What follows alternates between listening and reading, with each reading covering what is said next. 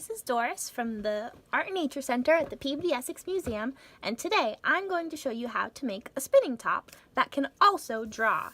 So all of these patterns on here were made by these two tops that I have here. So the marker made these smaller spirals, and then the graphite one made these really big ones. So this is a really soft pencil and a washer. So those dots are made from when the top was jumping, and then there's a little spiral here.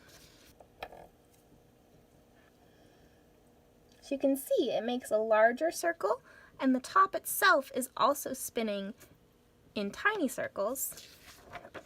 And in some places you can see the pattern that leaves is these little teeny circles over this larger ring. And then the marker is a little heavier, so it spins differently, but it creates all these patterns as well. I'm going to show you how to make the cardboard top first with the marker.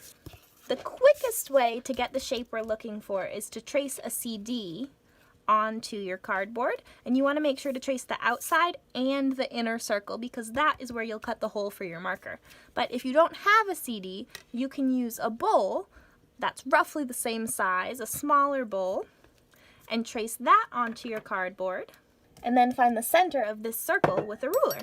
So my bowl is about 5 inches across, so the middle is 2.5 here, and I'm going to do it from this side too, so I can get a little X in the center, and that's where I'll make my circle for the marker to fit.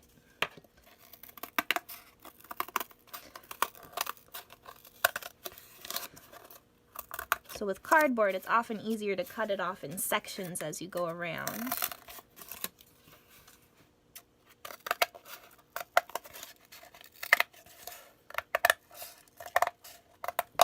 There we go.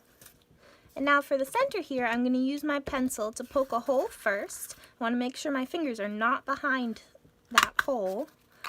And I poke the hole, and then that won't be big enough for my marker, so I'm going to use my scissors to cut 4 little slits in the center of the cardboard here. So I have a little pink pipsqueak marker. A regular size one will work just as well. And I push it in at an angle to get it in there. And then I bring it up to just past where the cap ends. And so at this point you should be able to spin it already, even with the cap on. So you can practice that a little bit. You want to make sure whenever you're spinning your top, it's on a surface that the marker can be wiped off of. So don't do this on the rug or the tablecloth. Do it on something plastic. And then when you spin, you'll end up with these beautiful spiral patterns. Just like that. You can also decorate the top of your top here by taking it off of your marker and then just drawing on the surface. And whatever pattern you do on here, when it's spinning, it will all blur together, which can be fun. So if you use a lot of colors, it will look like a rainbow. And there is your marker top. The other option is if you have a little washer at home, you might find these in a toolkit. Make sure you ask first if you take anything apart.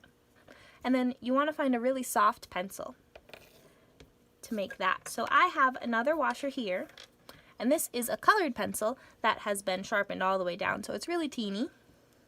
And I'm just going to push the washer on there, and then I can spin my top.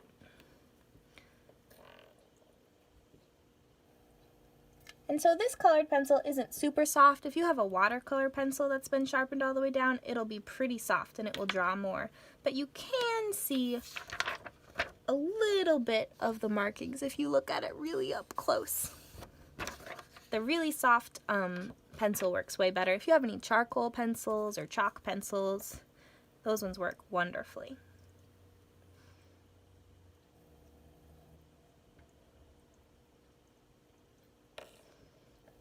So enjoy your tops and happy crafting! You can make a whole patterned sheet of paper, and it makes a really good card.